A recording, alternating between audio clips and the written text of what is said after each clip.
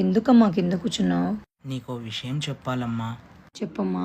నేను చాలా రోజుల నుంచి ఒక అమ్మాయిని ప్రేమిస్తున్నాను. నువ్వు ఒప్పుకుంటే ఆ అమ్మాయిని ఇంటికి రమ్మని చెప్తానమ్మా. సరేనమ్మా.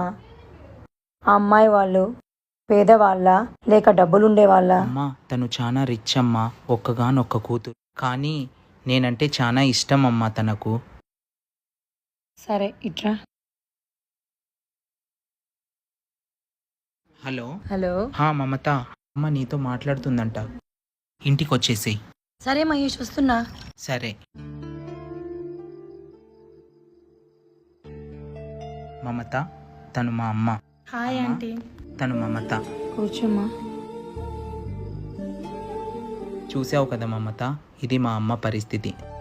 తను ఎప్పటికీ ఇలాగే ఉంటుంది. వాష్రూమ్ తీసుకెళ్లాలన్నా నువ్వే తీసుకెళ్ళాలి, భోజనం చేయించాలన్నా నువ్వే చేయించాలి, డ్రెస్ చేయించాలన్నా నువ్వే చేయించాలి. ఇవన్నీ చెయ్యగలుగుతాను, మా అమ్మకు జీవితాంతరం చూసుకుంటానంటే నిన్ను పెళ్లి చేసుకోవడానికి నాకేమాత్రం అభ్యంతరం లేదు. మా అమ్మ కూడా నిన్ను ఒప్పుకుంటుంది.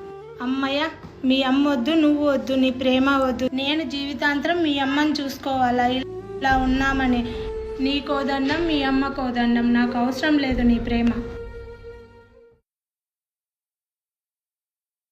నాన్న మహేషు, నన్ను క్షమించు. మీ ఇద్దరిని విడగొట్టాలని కాదు నాన్న. రేపొద్దున నీకు నాలాగే పరిస్థితి వస్తే నిన్ను చూసుకుంటుందో లేదో అని చిన్న పరీక్ష పెట్టాను నాన్న, అంతే. అమ్మా, నా భవిష్యత్తు గురించి ఎంత ఆలోచించావమ్మా. నాకు డబ్బున్న అమ్మాయి కంటే నాకు అనుకూలవతి భార్యగా వస్తే చాలమ్మా. అమ్మ ప్రేమ ఎంత గొప్పదమ్మా. నీ వల్లో పడుకుంటే ఎంత హాయిగా ఉందమ్మా.